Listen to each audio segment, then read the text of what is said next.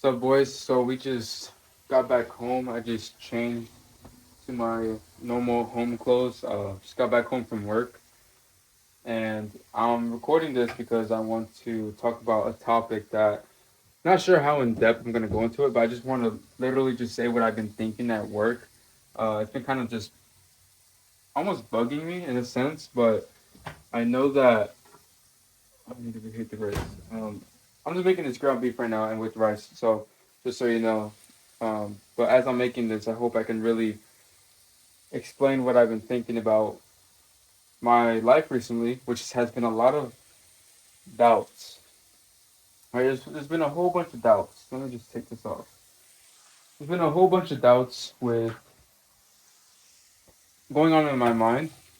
You know, with these entities of fear, fear of failing, fear of being made fun of, fear of um, all these different things.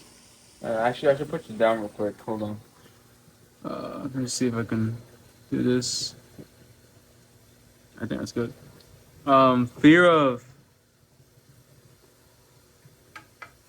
not hitting my goals. You know, so many doubts, so many fears, and I found that if you don't have doubt, then is it even fun? Right? And you might be thinking like, well, doubt is bad. Like, I don't want to have doubt. I want to have certainty that my goal is going to be achieved and that everything's going to be good in the future. Well, when you really think about it, has the most successful stories, you know, have the most successful stories been, when people were really certain, like it was super easy for them. It was like it was all made out for them. They were just born to be. I mean, you might say that like all these people who have been successful are just born to be made and born to be, successful. I guess you could say that that would be pretty boring. It's usually the people who have, the worst upbringings, the underrated underdog come ups, who have been the most successful, right? Because that story is exciting. It gives everyone else hope. We tend to latch on to this hope feeling. We like to have the feeling of hope, faith into the certainty that our future goals are gonna align. And as much as we love to just have this almost delusion that everything's gonna work out the way I want it to, and sure, you can like manifest that, right? But without with what comes with hope also comes with doubt. You can't have one over the other, right? You can hardly have one over the other. And I tend to view it as the bigger the goal, right? Okay, let's start small. Small the goal. Let's say your goal is like to so small, like wake up early for the rest of the week. That's gonna require a little bit of faith. You don't need that much faith. I mean, you could just do it, you know, easy peasy almost. And it's gonna have just a little bit of doubt. You're not gonna have as much doubt because it's not that much of a big goal. Waking up early, I've been doing that for the past year now. It's been like just non-negotiable. It's not even a question if I'm gonna get up. It's just like, okay, what am I gonna do today at this time of day? But let's say you're someone who really wants to hit it big. You really want whatever it is that you want to be a sports player, you want to be a successful entrepreneur, you want to have a successful company or something. That goal is not going to be like this. That goal is going to be like this. And on both sides of the spectrum, you're going to have a lot of doubt. You're going to have a lot of doubt, and it's going to require a lot more faith, right? And so if you feel doubtful, that's a good thing. That means your goals aren't as easy to hit. They aren't as easy to just like snap and you got them. If What's the point of that if everyone can probably do that? the whole point of you wanting it is because it's super, probably difficult. It's difficult. It's unordinary. It's extraordinary, if anything. And that's the reason you want it. But if it feels something small where almost anybody can do it, you know, you don't really desire it. And you probably heard that multiple times. But subconsciously, we have this like mental grudge whenever we go through doubt, whenever we go through pain, that, oh, I'm on the wrong path. Oh, it's not going to work out because I think it's not going to. I think because this obstacle that came up to me. The doubtful path is probably the most best path because that is the number one sign that you are aiming for something that is not that easy to achieve. Therefore, it's extraordinary. Therefore, if you achieve it, you are someone exceptional. See, that's how I like to break things down. You know, if you have so much doubt, okay, why do I have doubt? Okay, it's probably because it's a big goal, you know, and it's scary. I get it, it's scary. But when you, okay, why is it scary? Because not many people have achieved it. Okay, if not many people have achieved it, doesn't that make it, you know, the real prize? Yes. So you're just at the starting point. You're at the roadblock of doubt, you know? And it's gonna get constantly get bigger and bigger and bigger, those doubtful moments, but you're gonna get stronger and stronger and stronger the longer you go. Right? What I could have handled what I can handle now, I probably couldn't have handled a year ago. You know, a year and a half ago I was going through such a rough time. And that was the turning point for me to change. That's when I really got into fitness. That's when I really got into shaping my mind, shaping my body.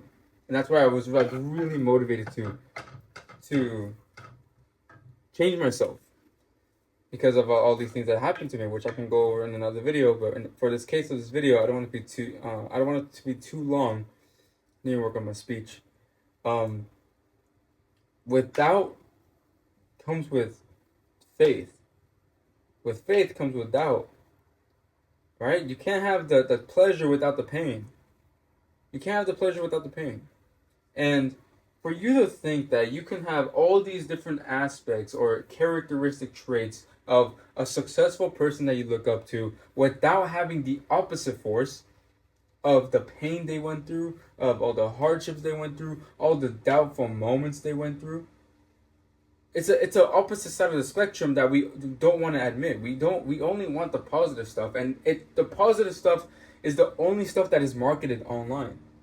People rarely show, unless it's like in documentaries or in podcasts, they hardly share their upbringing of how they really got to where they are. And that's why it creates this delusion that, oh, I want to be like that guy because of all the stuff he has. But they don't talk about the hardships they went through. They don't talk about the hard situations, the most doubtful situations, the fails that they went through, the mental barriers that really kept them stuck because they didn't think that they could do it. And they always say, if I had just done this one thing, I probably would have made it faster. They always have that. There's always that successful people that have that, like, that saying, like, oh, if I would have just done this, then I would have got to my goal so much faster. They always say that.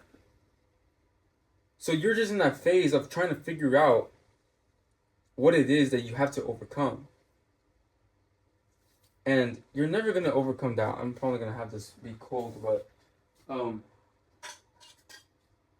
doubt is going to be a part of the journey. If it wasn't doubtful, that means it was probably too easy to achieve in the first place. Which, if it's too easy to achieve in the first place, then you probably, don't want it. You know? So why complain when you have so much on your plate, when the whole point is to eat? Ironically, I'm about to eat right now. But you get the point. The whole point of God throwing you hardships is for you to become stronger. The person who can overcome those hardships is the person you're going to want to be. So why are you complaining that whenever God throws these hardships along your way, oh, this is too hard, it's probably the wrong way, I'm probably doing something wrong because I'm facing this hardship, it's probably not the right way, I'm going to switch to this.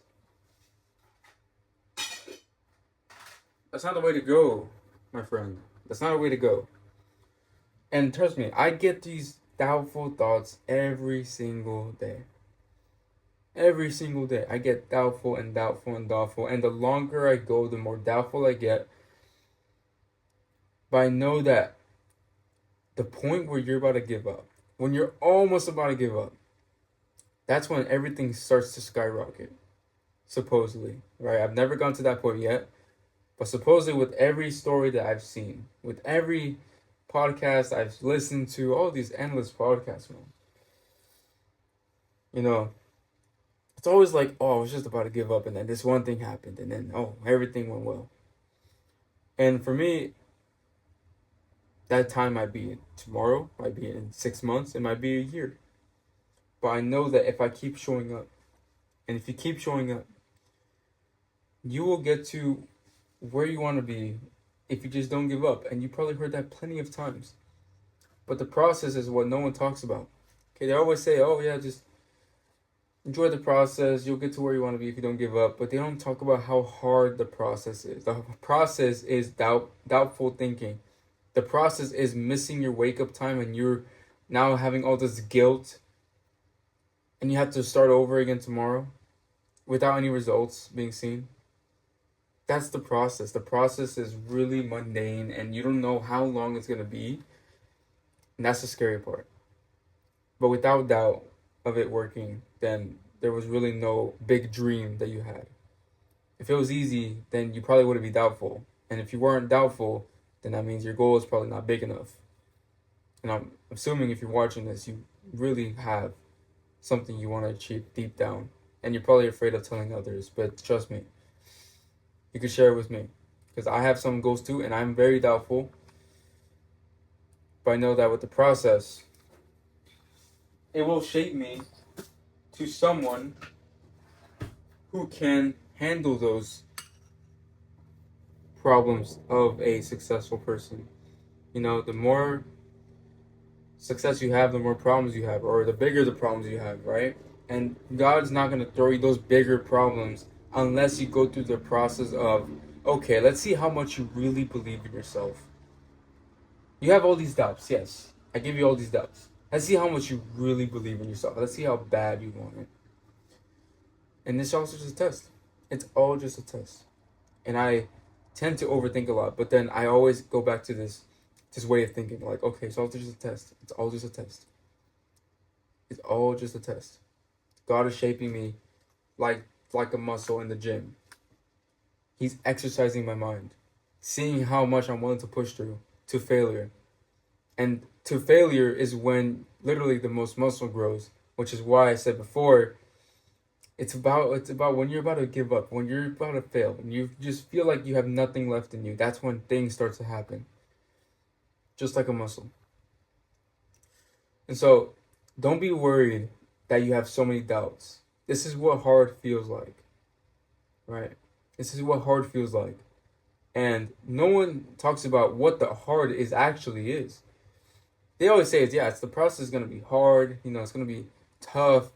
But the hard is doubtful thinking. The hard is missing the thing you had to do today, not doing your to-do list, not knowing what to do, procrastinating, trying to overcome all these habits of procrastinating, doubtful thinking, of overthinking, analysis paralysis. That's what hard is. And trust me, I've been through all those phases. Right? So I hope this helped. I don't want to take this too long, but gonna eat this ground beef with some rice. Tomorrow we have legs early in the morning, 5 a.m. Not really looking forward to it, but I have work later tomorrow, so I have to hit my workout early. And we're gonna push through and just enjoy this meal. God bless. I'll see you in the next one.